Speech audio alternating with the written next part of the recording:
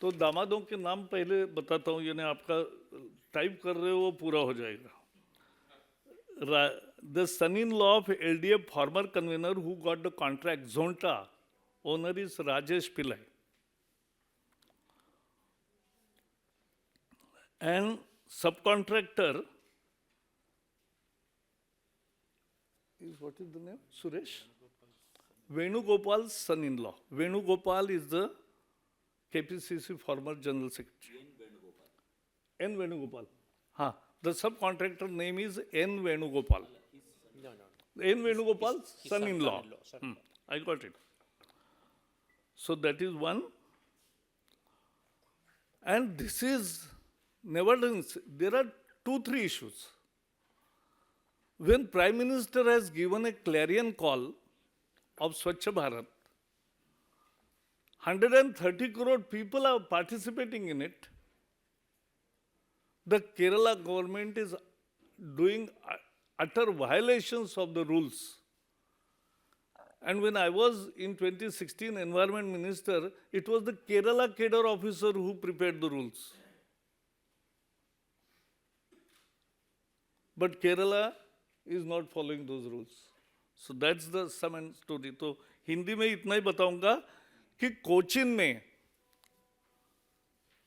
2 मार्च को वहां जो पूरी इकट्ठा की हुई अनप्रोसेस्ड वेस्ट है, कचरा है, उस कचरे को आग लगी, कचरे के ढेर को आग लगी, वो एक हिल से भी बड़ा हो गया है। और इसमें ये साबोटाज भी हो सकता है क्योंकि कुछ काम नहीं किया है, कुछ प्रोसेसिंग नहीं किया है, कुछ मैनेजमेंट नहीं किया है। तो ये चोरी छुपे कैसे, इसलिए भी आग लगाई जा सकती है, इसकी भी जांच होनी चाहिए। लाखों लोगों को 15 दिन बहुत सहन करना पड़ा। उनके आंखें, उनके रेस्पिरेटरी सिस्टम, उनका skin irritation, vomiting, cough, alter taste, headache, hypertension, fatigue, जो भी है वो सब परिणाम हो गए।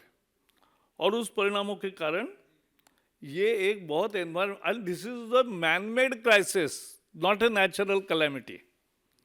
यस्टरडेज अर्थक्वेक इज ए, वो जो कल जो भूचाल हुआ, जलजले का अनुभव लोगों ने किया, वो प्राकृतिक आपदा है। लेकिन ये प्राकृतिक आपदा नहीं है, यह मानव निर्मित संकट है। और एक शहर का कितना कचरा होता था, 250 टन पर डे, 200 रोज 250 टन होते थे।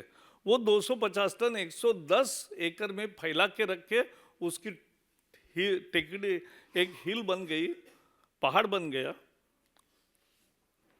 केरल गवर्नमेंट को अगर सचमुच कोई इच्छा थी कि अच्छा करे तो इंदौर में जाते, वहां बहुत बड़ा पहाड़ बना था, उसका बहुत सुंदर गार्डन में रूपांतर हुआ है। नो लीगेसी वेस्ट, कोई कचरा नहीं है वहां। गोवा में जाते, किस तरह से मैकेनिकली पीपीपी प्रोजेक्ट में वो पूरा कचरे का सेग्रीगेशन करते हैं, प्रोसेस करते हैं, उससे कंपोस्ट भी निकलता है, उससे बाकी भी मटेरियल निकलता है, everything gets recovered.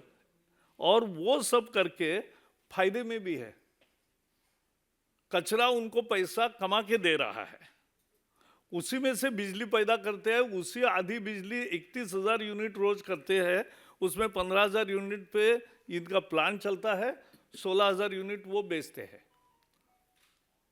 Electricity board को। तो ये अच्छे उदाहरण भी देश में बहुत है।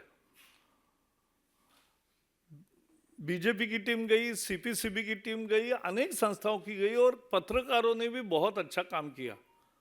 वहां गए, देखा, वहां कोई प्लांट नहीं है, वहां कोई मशीनरी नहीं है, वहां कोई बायोमाइनिंग प्रोसेस मैकेनिज्म नहीं है, वहां कोई सेग्रीगेशन का मैकेनिज्म नहीं है, तो कुछ भी नहीं है। लेकिन पूरा पैसा कलेक्ट करना और दबाना, यही काम था।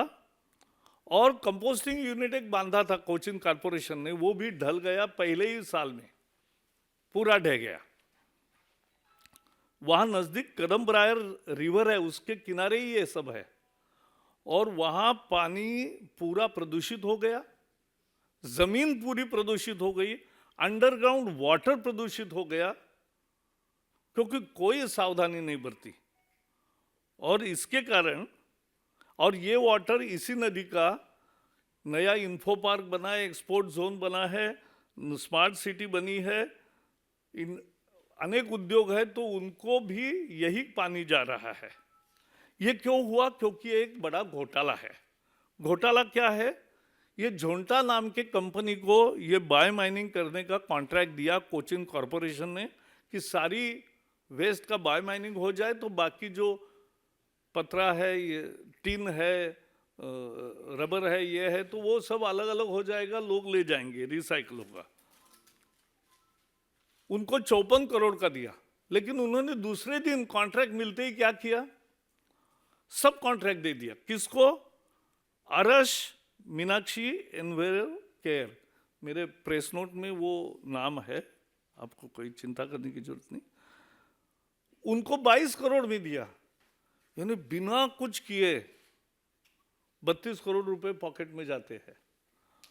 और ये कौन है? उसके लिए सारे नियम बदले, शर्तें बदली। ये शर्तें बदली सरकार ने, क्योंकि ये एलडीएफ के पूर्व कन्वेनर जो थे, जो रूलिंग एस्टेब्लिशमेंट है, उनका पूर्व कन्वेनर के दामाद है। यहां भी दामाद, वहां भी दामाद। और जो सब कॉन्ट्रैक्टर दिया वो कौन है? वो यूडीएफ का फॉर्मर केपीसीसी जनरल सेक्रेटरी। तो ये यूडीएफ और एलडीएफ का कंबाइंड भ्रष्टाचार है। जैसे उनका त्रिपुरा में अलायंस था, केरल को लूटने में भी उनका अलायंस है।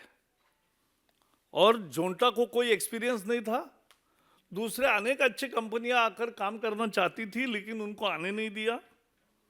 और लोग कहते हैं कि सीएम जब यूरोप के दौरे में गए थे, तो इस कंपनी के मालिक और प्रमुख लोगों को मिले थे। और सबसे बात है ये कि कोल्लम केरल की ही कॉरपोरेशन है, और कन्नूर, इन दोनों ने इनका काम देख के झोंटा का काम उनको बेदखल किया, उनका कॉन्ट्रैक्ट रद्द किया। लेकिन कोचिन में नहीं हुआ, और अब कोड़िकोड का भी उनको देने के लिए खुद सीएम भी इंटरेस्ट लेके काम कर रहे हैं। तो ये कहानी है एक एनवायरमेंटल डिसास्टर की, लोगों के स्वास्थ्य के साथ खिलवाड़ की, और एक भरभक्कम भ्रष्टाचार की। और वो भी दोनों जो आपसी विरोध में लड़ते हैं, एलडीएफ यूडीएफ, उनका संयुक्त भ्रष्टाचार की ये कहानी है। तो यही मेरा कहना है। इस विषय पे कोई प्रश्न है तो जरूर पूछिए। Who? No, I have not said his role. I have said son-in-law is also famous there and here also. That I said. I'm directly saying that CM has taken interest.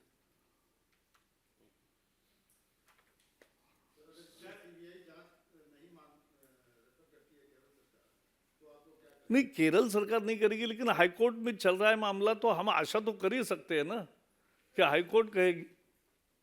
बाकी कानूनी दूसरे क्या रास्ते हैं वो अलग चीज है, वो आज कहने की जरूरत नहीं है। हमेशा आशावान रहना चाहिए कि सच्चाई जीतेगी, बुराई हारेगी, और वही हम कर रहे हैं।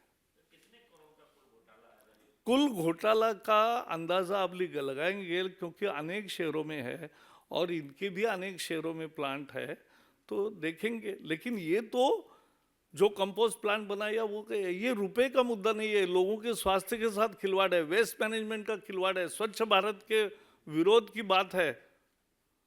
और जनता चाहती है कि वेस्ट मैनेजमेंट प्रॉपर हो और वहां कुछ न हो, ये मुद्दा। It's a failure of civic organization, governmental failure.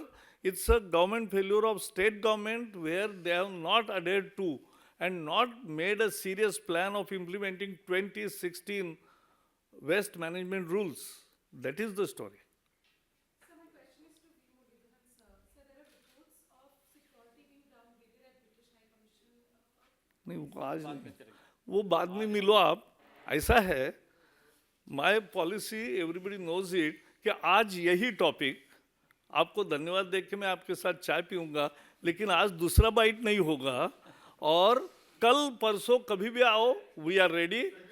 Every day one topic. बाद रोज आता है.